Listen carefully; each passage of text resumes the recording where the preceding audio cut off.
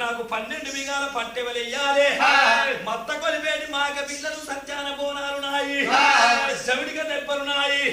ఇన్నర్ల మోతలున్నాయి నన్ను భయపడి నాకు పండుగ వాళ్ళు చెయ్యాలంటున్నవా ఇబ్బంది చెప్పితే మందరికి పోతానంటున్నది పార్వతికి తెలివద్దాయి ఎట్లయితే అట్లయినా బిడ్డ నీకు ఇవన్నీ ఇత్తనాని